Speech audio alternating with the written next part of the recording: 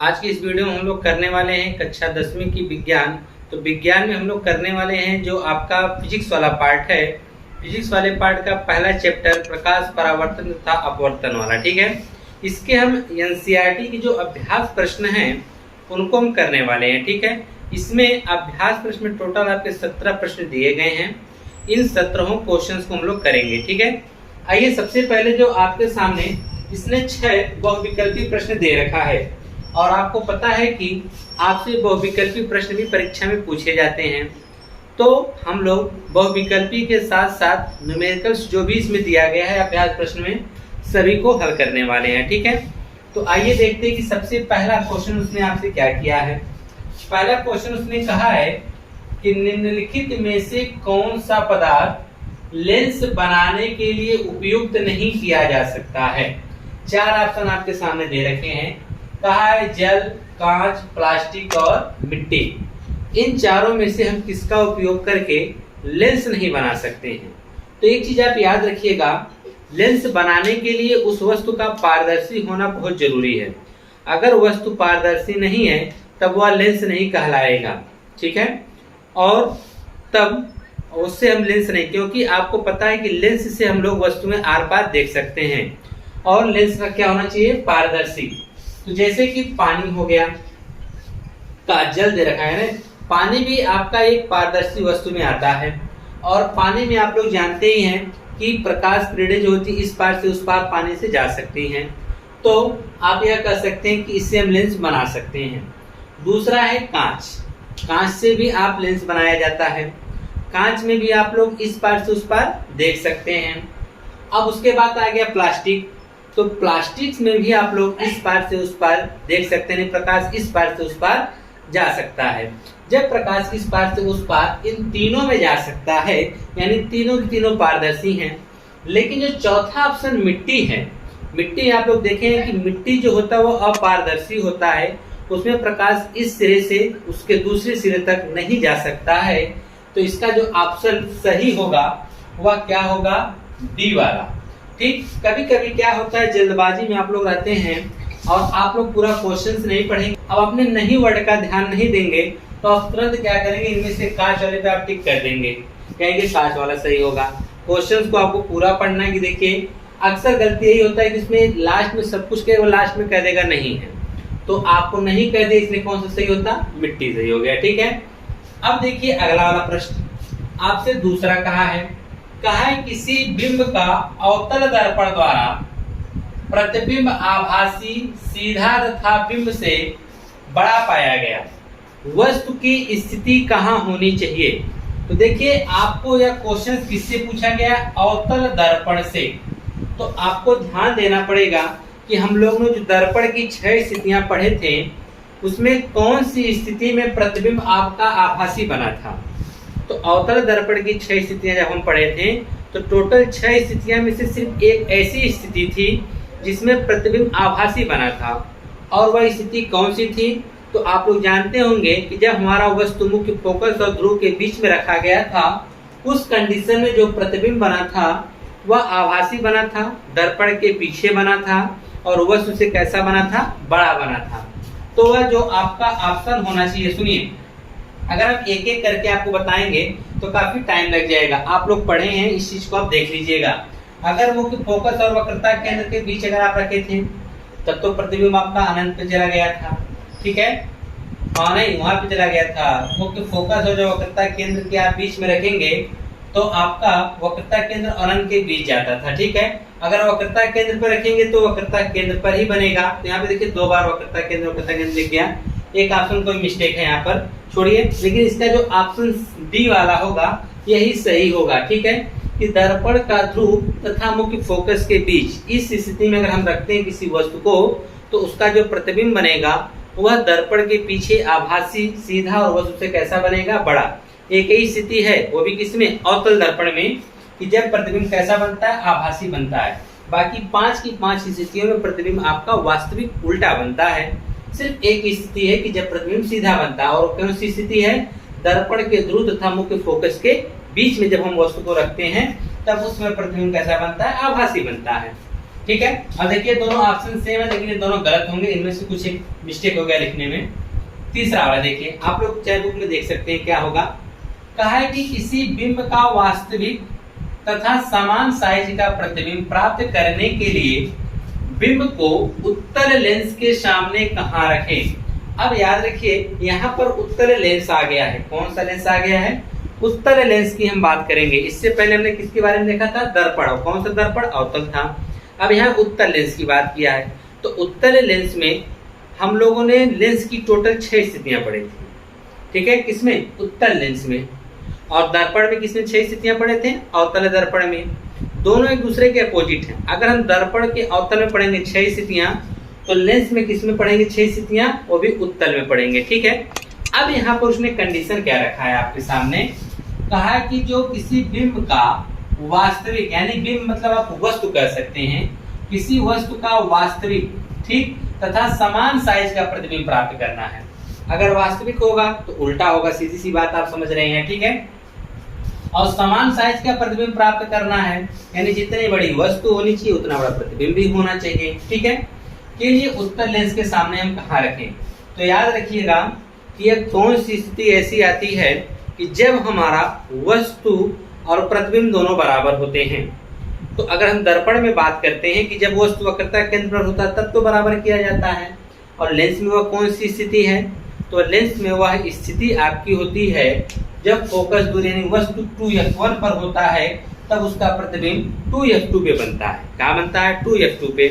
पहली कंडीशन क्या होती है हम आपको बता दें, आपने पढ़ा होगा, एक बार रिवाइज कर लीजिएगा कि जब वस्तु अनंत पर था तब उसका प्रतिबिंब f1 पे बना। दूसरी कंडीशन, जब वस्तु अनंत और 2f1 के बीच में रखा गया तब प्रतिबिंब f1 और f2 के बीच बना। और f1 पे जब बना और f1 और f2 के बीच में बना, दोनों कंडीशन में प्रतिबिंब वस्तु से छोटा बना। तीसरी कंडीशन में जब वस्तु 2f1 पर रखा गया, ठीक है, तो उसका प्रतिबिंब 2f2 पर बना। और जितना बड़ा प्रतिबिंब उतने बड़ा आपका वस्तु, दोनों बराबर हो गए थे, ठीक है। तो जब 2f1 पे रखा गया यानी फोकस दूरी का 2 गुना। तो यहाँ पर देखेंगे लेंस के मुख्य फोकस पर, जी नहीं, जब यहाँ पर फोकस दूरी की 2 गुनी दूरी पर जब वस्तु हमारा कहाँ पर रखा गया? 2f1 पर, तब वस्तु के बराबर हमको प्रतिबिंब मिला, ठीक है। अनंत पर रखेंगे तो f1 पे मिलेगा, ठीक है। और यहाँ पे जब रखेंगे लेंस के प्रकाशीय केंद्र मुख्य फोकस के बीच में, तो उस कंडीशन में बड़ी मिलेगी, बहुत ज्यादा बड़ी मिलेगी। और यहाँ पर हम अगर बात करेंगे आपको, तो यहाँ पर अगर हम देखना चाहें तो आपका यह मिलेगा 2 गुनी दूरी पर। कौन सा ऑप्शन सही होगा? बी वाला ऑप्शन क्या होगा यहाँ पर आपका? सही होगा। कब? आप लोग प्रतिबिंब की स्थितियां पढ़ लीजिएगा, 6 की 6 स्थितियां पढ़िएगा लेंस द्वारा। अगर हम बताने लगेंगे तो काफी टाइम लग जाएगा, ठीक है। दर्पण की बताएंगे, लेंस की बताएंगे, आधे घंटे से ज्यादा लग जाएगा। आप लोग पढ़े हुए हैं, नहीं पढ़े तो उसकी वीडियो डिस्क्रिप्शन लिंक में दे देंगे, आप लोग वहां से देख लीजिएगा, ठीक है, कि कब कैसा प्रतिबिंब कहाँ पे रखने पर बनता है। अब हम बात करते हैं चौथे प्रश्न की। कहा है किसी गोलीय दर्पण तथा किसी पतले गोलीय लेंस दोनों की फोकस दूरियां -15 सेंटीमीटर है। दर्पण तथा लेंस संभवतः, यानी यहाँ पर आपको दे रखा है कि कोई गोलीय दर्पण है और कोई पतली गोलीय लेंस है, लेकिन कौन सा दर्पण है कौन सा लेंस है आपको नहीं बताया गया है। लेकिन कहा है कि उसकी जो फोकस दूरी है वो -15 सेंटीमीटर है। तो पूछा दर्पण तथा लेंस संभवतः, यानी दर्पण और लेंस कौन कौन हो सकते हैं? कहा है दोनों अवतल हो सकते हैं, दोनों उत्तल हो सकते हैं। और दर्पण अवतल होगा, लेंस उत्तल होगा। दर्पण उत्तल होगा, लेंस अवतल होगा। समझ रहे हैं ना? यानी कहने का मतलब क्या है, ऐसा वह कौन सा लेंस या दर्पण होगा जिसकी फोकस दूरी दोनों माइनस में हो, ठीक है। तो अब सिंपल सी बात है, आपने अक्सर सवाल को लगाते समय देखा होगा, हमने पिछली भी वीडियो में आपको बताया था, चाहे वह दर्पण उत्तल हो चाहे वह लेंस उत्तल हो, हमेशा यह प्लस में होता है। लेकिन वही दर्पण की अगर हम बात करें अवतल और दर्पण लेंस की बात करें अवतल, यानी अवतल लेंस अवतल दर्पण दोनों की फोकस दूरी हमेशा ऋणात्मक होती है। और अगर हम बात करें उत्तल की, चाहे वह उत्तल दर्पण हो या उत्तल क्या कहते हैं फोकस हो, सॉरी उत्तल दर्पण या उत्तल लेंस हो, उस कंडीशन में आपका जो क्या कहते हैं दूरी हो गया लेंस से बात करेंगे, वह दोनों अवतल होंगे। कैसे होंगे? अवतल। चाहे यह दर्पण हो चाहे लेंस, इसकी दोनों फोकस दूरी धनात्मक ऋणात्मक होती है और दोनों उत्तल की क्या होती है, धनात्मक। ठीक, तो ये एक उत्तल, एक दर्पण, एक उत्तल है और एक अवतल होने कोई चांस नहीं है, ये दोनों ऑप्शन गलत हो गए। ठीक है, अब इनमें याद रखिएगा दोनों उत्तल अवतल की माइनस होंगी और दोनों उत्तल की क्या होंगी, प्लस होंगी, चाहे वह दर्पण हो या लेंस हो। ठीक है, अब बात करते हैं पांचवी की। कहा है किसी दर्पण से आप कितनी ही दूरी पर खड़े हो आपका प्रतिबिंब सदैव सीधा होता है। यानी आप किसी भी दर्पण से कितनों दूरी पर आप खड़े रहें, लेकिन आपका प्रतिबिंब सीधा बनना चाहिए। कैसा बनना चाहिए, सीधा बनना चाहिए। संभवतः दर्पण है, अब बताना है, नहीं सॉरी ये नहीं आपको कुछ, हाँ चलिए ठीक है, संभवतः वह कौन सा दर्पण होगा। याद रखिएगा, केवल समतल बोल दिया जी, बिल्कुल समतल में तो आप सीधे दिखते हैं, लेकिन केवल समतल में दिखते हैं, यह नहीं सही है। ठीक है, अवतल में, तो अवतल में भी एक कंडीशन आती है, कब, जब दर्पण ध्रुव तथा मुख्य फोकस के बीच में वस्तु रखी जाती थी, उस समय जो आपका प्रतिबिंब आभासी सीधा मिला था ना, देख रहे हैं यहाँ पर, उसने कहा है कि आपको वह कैसा मिलना चाहिए, सीधा प्रतिबिंब चाहिए, सदैव सीधा प्रतिबिंब प्राप्त हो।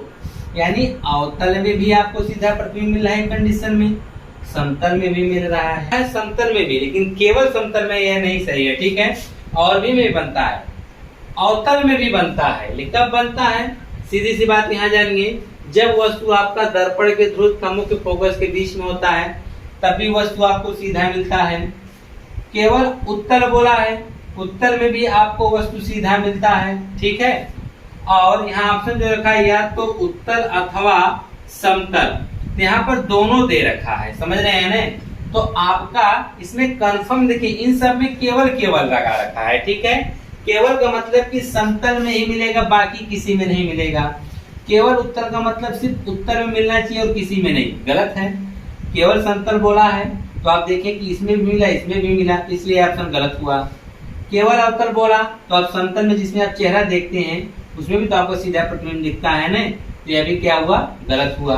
केवल उत्तल बोला है, इसमें भी गलत हुआ क्योंकि इन दोनों में मिलते हैं। यही बचा डी वाला, इसमें देखिए केवल नहीं बोला है, इसने कहा या तो उत्तल होगा अथवा क्या होगा, समतल होगा। ठीक है, चलिए वो दर्पण चाहे उत्तल होगा या समतल होगा, तो यह ऑप्शन वाला डी वाला क्या होगा, सही होगा। ठीक है, अगर इसमें भी कहता है केवल उत्तल और समतल, तब यह ऑप्शन भी गलत होता नहीं है, पूरा क्वेश्चन आपका गलत हो जाता।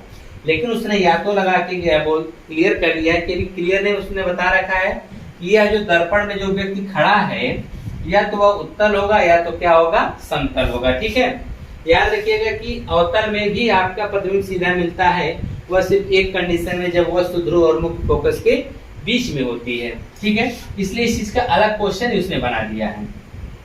छठा वाला क्वेश्चन बहुत ही इंटरेस्टिंग क्वेश्चन है, आपसे एग्जाम में पूछे भी जा सकते हैं। यह जो 6 के 6 विकल्प प्रश्न दिख रहा है आपको, इनमें से कोई भी विकल्प आपके सामने आ सकता है, इसलिए सभी विकल्पों को आप ध्यान से देखिएगा। ठीक है, और कहा है छठे में, किसी शब्दकोश में पाए गए छोटे अक्षरों को पढ़ते समय आप निम्न में से कौन सा लेंस पसंद करेंगे।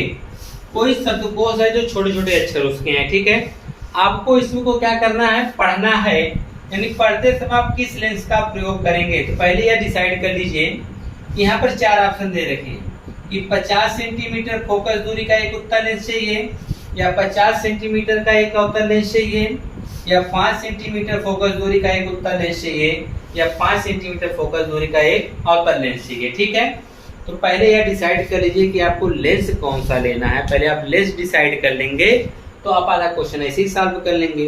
फिर उसके बाद हमको डिसाइड यह करना है कि आपको किस फोकस दूरी का लेंस चाहिए। तो सबसे पहले हम आपको यह बता दें कि आपको पढ़ते समय किस पूछा ने कि लेंस का प्रयोग करना चाहिए।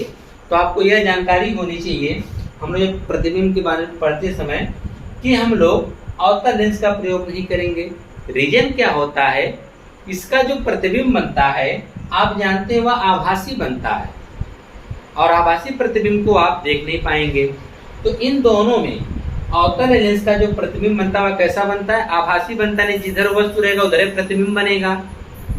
तो आपका यह ऑप्शन क्या होगा, गलत हो जाएगा, क्योंकि किसी भी वस्तु को हमको अगर उसका वास्तविक प्रतिबिंब को देखना है तो प्रतिबिंब वास्तविक बनना चाहिए। ठीक है, और इसमें अवतल लेंस में आप जानते हैं कि प्रतिबिंब जो बनता है वह आभासी बनता है, और लेंस की बात पूछा है ना, तो अवतल लेंस का जो प्रतिबिंब होता है वह आभासी बनता है। इसलिए अवतल लेंस को आप पहले कट कर दीजिए ऑप्शन से, ठीक है। हमको इसमें बनता है वास्तविक। अब हमको कौन सा फोकस दूरी का लेंस लेना चाहिए? जिसकी क्षमता अधिक होगी वही हमारे लिए उपयुक्त लेंस होगा। छोटे अक्षरों को पढ़ने की, जिसकी क्षमता अधिक होगी वह उतना ही बड़ा उसका क्या बनाएगा? प्रतिबिंब बनाएगा। अब देखते हैं कि किसकी क्षमता अधिक होगी। तो आप जानते हैं कि क्षमता P बराबर होता है 100/F, ठीक है। अगर हम पहला वाला लेते हैं तो P बराबर 100/F की जगह कितना रखेंगे? 50।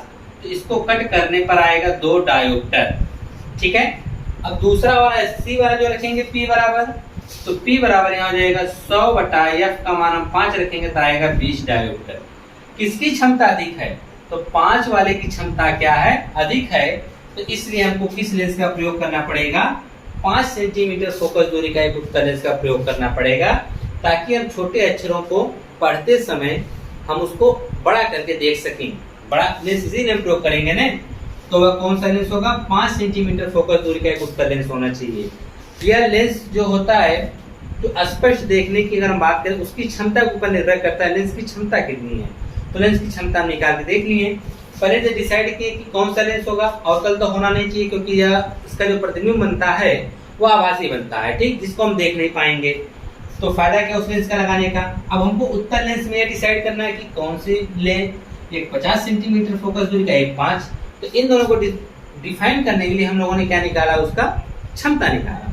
जब हम क्षमता निकालें तो जो उसकी फोकस दूरी 50 थी उसकी क्षमता 2 डायोप्टर आ रही है। जिसकी फोकस दूरी क्या कहते हैं 5 सेंटीमीटर है, उसकी क्षमता क्या आ रही है? 20 डायोप्टर आ रही है। जिसकी क्षमता अधिक होगी वह बढ़िया काम करेगा, उतने स्पष्ट छोटे अक्षरों को बड़ा करके दिखाने का काम करेगा, ठीक है। तो आप यह जानते भी हैं कि जैसे वस्तु दूर रहती है वैसे वैसे प्रतिबिंब उसका क्या होता है? जैसे से वस्तु लेंस के पास आती है वैसे उसका प्रतिबिंब क्या होता है? बढ़ता हुआ चला जाता है, ठीक है। तो यह इसमें कौन सी कंडीशन होगी? सी वाला, यानी 5 सेंटीमीटर उसकी फोकस दूरी होनी चाहिए। यह 6 विकल्प जो आपके सामने, इनको आप विकल्प ही ना समझिए, आपके 1 नंबर का यह काम करने वाले हैं। आप सभी चैप्टर के जो एनसीईआरटी के द्वारा बहुविकल्पी क्वेश्चन पूछे जाते हैं उनको तैयार रखेंगे। इन्हीं में से ही आपके अधिकतर पूछने के चांसेस